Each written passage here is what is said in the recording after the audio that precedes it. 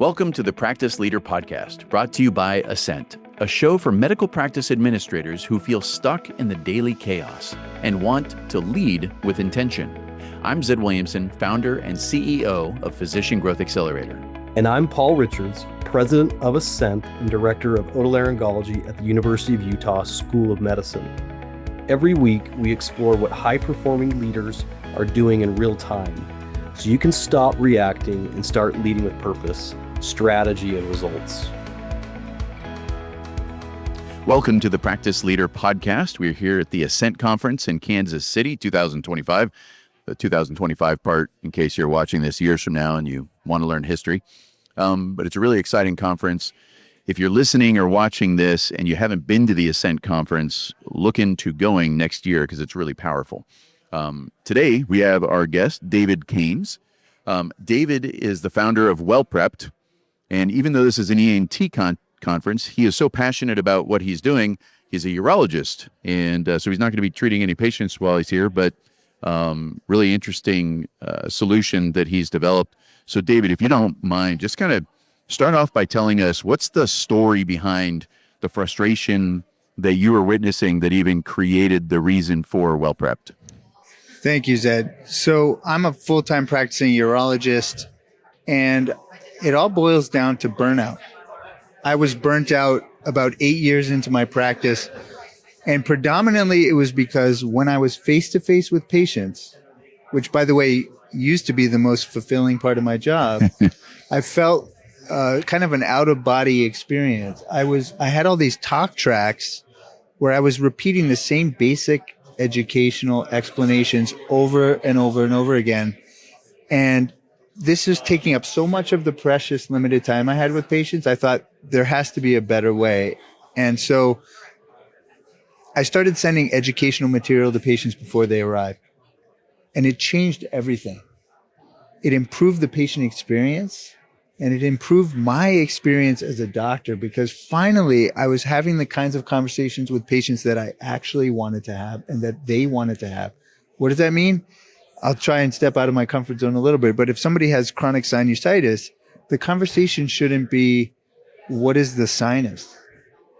It should be, let's talk about your sinus problems and your anatomy and a personalized plan.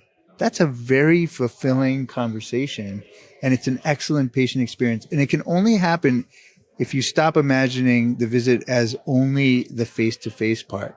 And so that's the general concept. If we can pre-educate patients, it's better for everyone involved. That makes a lot of sense. There's probably patients are being pre-educated, but they're doing it on their own with Dr. Google. That's right. And you're actually saying, hey, do this. Learn this. And now everything that I'm going to do with you in the office is going to be more meaningful. Yeah, if we leave patients to their own devices, they will Google their condition. I would do it myself as a patient. So instead, if we give them curated, high quality, doctor vetted information, multimedia, it can be handouts, videos, even links to podcasts, then you're not leaving patients to their own devices. They're getting, and then you don't have to uneducate them about the wrong information that they got. And frankly, patients love it. They experience educational materials that have come from the doctor as a gift.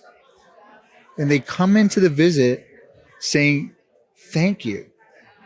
Thank you for sending me that information. It was great. I shared it with my wife.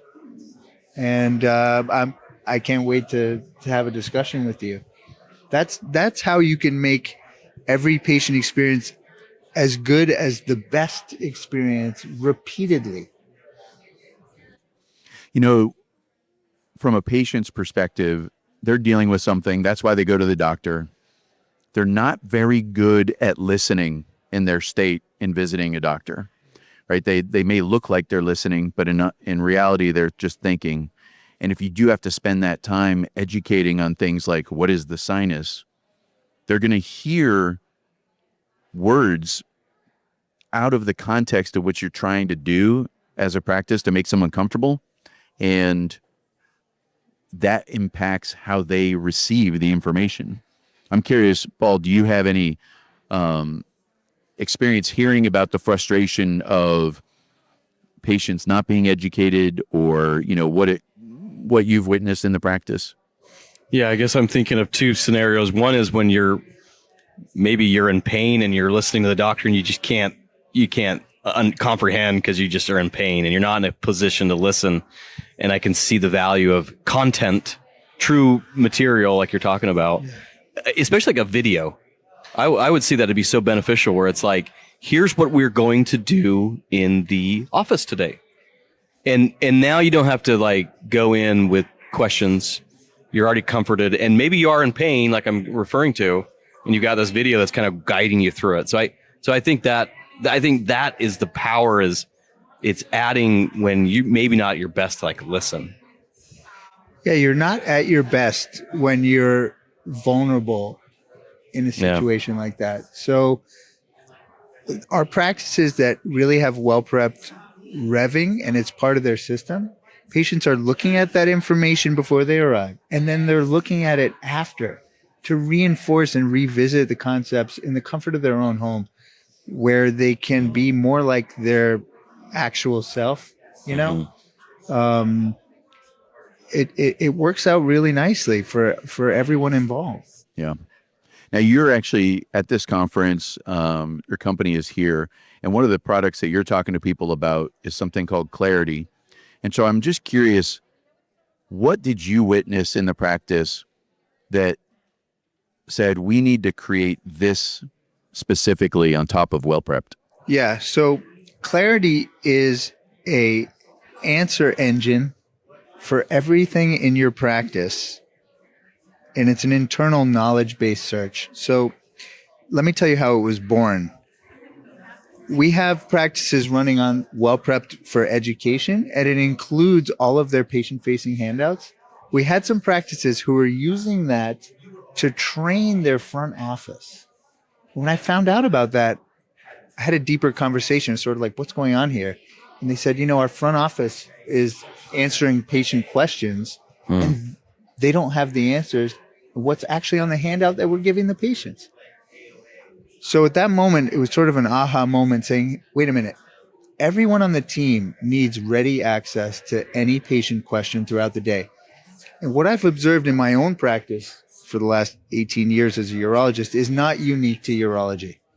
Most practices have one or two go-to employees, and in their brains exists all the tribal knowledge of how things are done, right? I mean, this is true in... Or when that person takes a vacation. When that person takes a vacation or maternity leave, or God forbid, leaves the practice, things crumble. So WellPrep Clarity is a way of taking all of practices, policies and procedures and handouts and tribal knowledge and putting it in a simple search interface that looks like ChatGPT. And in less than 5 seconds, you can get the answer to any question about how things are run.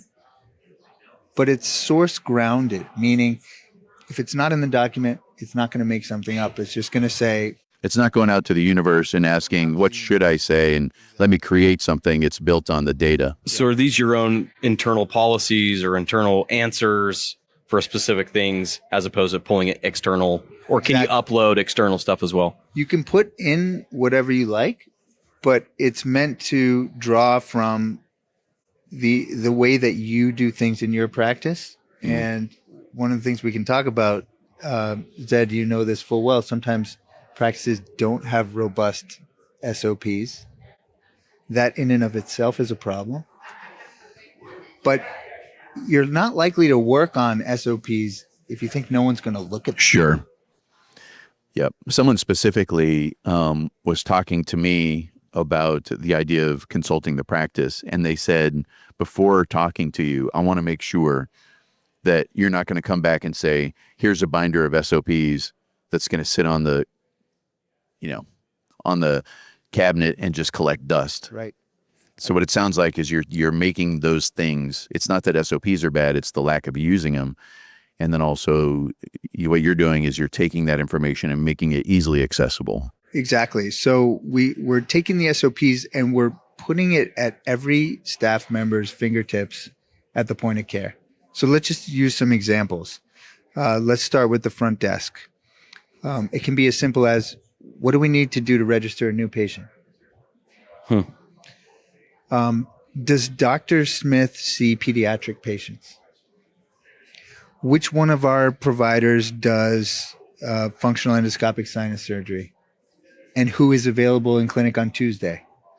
I mean, these are real questions. Every practice, the front desk all day long is essentially saying, what do we do for this? How do I do that? What's our protocol for this? Do we do X? How do we do Y? Who is our rep for servicing our Steris equipment? I mean, it can be anything. On the practice admin side, you can look at a dashboard which shows the common questions that your team is asking, and then the unanswered questions. And those become opportunities to reinforce the knowledge base you can add to it, so that it becomes a living, breathing knowledge base that keeps improving. And we keep plugging the holes. And when our practices are running, they essentially tell everyone, if you have a question, run it through Clarity. And a staff meeting takes on a new structure. Guys, we have a new hand washing policy. It's in Clarity. I want you guys to search it up so that you understand it. Or we have a new post-operative instruction after tonsillectomy. There was some confusion about how many days to expect bleeding. We've clarified it in the policy. If anyone calls about that, just search it up. It's right there for you. Instead of the binder that you described, collecting dust on a shelf that nobody looks at, you know? So if I'm hearing right, if there's a question that's being asked a lot and it's coming back that there's no answer for it, you've identified a hole or an opportunity to create a policy. Exactly. And then have that policy actually get eyeballs on it. Yeah. I think that's the key. You ever been asked the same question twice, Paul? Oh, every time. And how nice it would be if they just asked you don't call it a bot though. It's not AI.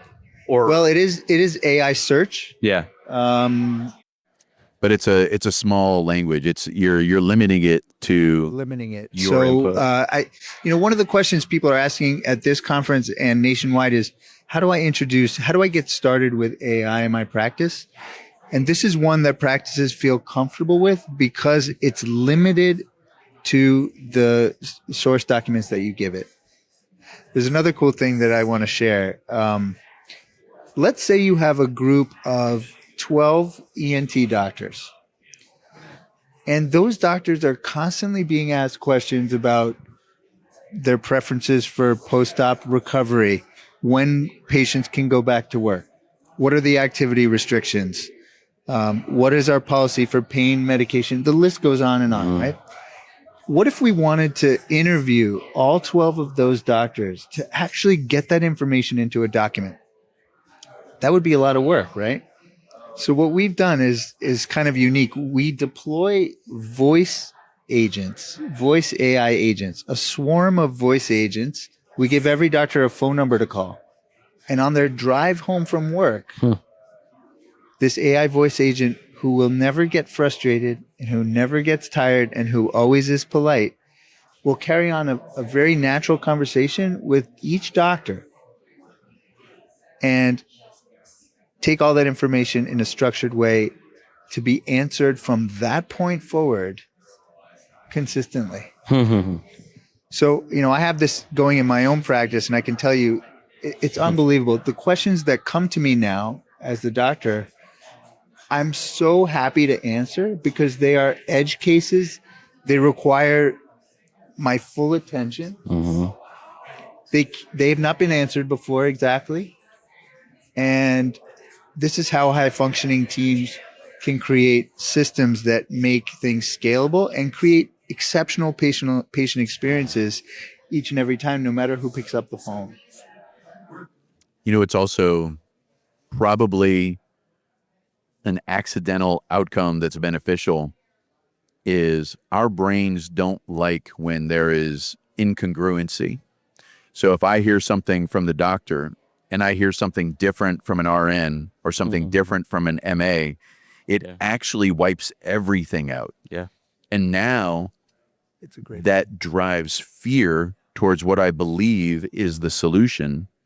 And if everybody is working from the same source of knowledge, the same, source of truth, now we're also completely congruent. So if someone goes home after a surgery and the doctor says, you may have a little blood, tonight in your nose, Yeah. and here's blah, blah, blah, blah, blah. Yeah. And they're walking out the door and they go, is my nose going to bleed? And they hear the exact same thing as opposed to, no, probably not. And it's just like, oh no, these people don't know what they're doing. We've had that exact experience in my own family where my wife left an appointment. She heard one thing from the doctor, heard another thing from the RN, and then there's subsequent phone calls that she's made and different messaging back to her. It's super frustrating. It makes her doubt the care, and yeah. It's nobody's fault that happens, and this is something that happens in every practice in every specialty. People are answering those questions with best intention. 100%. And it's not their fault. If you don't have a system in place for everybody to give consistent answers, well, there's no alternative. The flip side also happens, which is, I'm not sure, I'll get back to you. How many times do people call and they're told, I'll get back to you, even for a simple answer? That Right. Am I supposed to take 1 or 2 pills? Yeah. I'm not sure. I'll get back to you. And then voicemail, unanswered call. Right. It's I really think that the direct care that is provided at any practice that I've ever seen is exceptional. There's chaos happening behind the scenes. But if we think of this sort of like Disney, right? Let's have the patients only see the magic and not the chaos happening behind the scenes. And that is now finally doable. It really is. It shouldn't be the case that who picks up the phone determines the patient experience. It should be the case that we can make it exceptional across the board. Yeah, that's great. Well, I hope you have a great conference. Thanks for supporting Ascent. And if people want to learn more, they can go to your website. It's wellprept.com. That's WELLPREPT as in Tom.com. And we'll put a link to that in the show notes as well to make it super easy for people to access. And enjoy your time in Kansas City. Thank you, Zed. Thank you, Paul. Thank you. Thanks for listening to the Practice Leader Podcast. If you're feeling the weight of challenges in your practice, know this: the problems you're struggling with today don't have to remain problems. There is a path forward, and you're not walking it alone. Each week, we'll be here with insights, ideas, and real-world conversations to help you move forward from chaos to clarity. See you next week.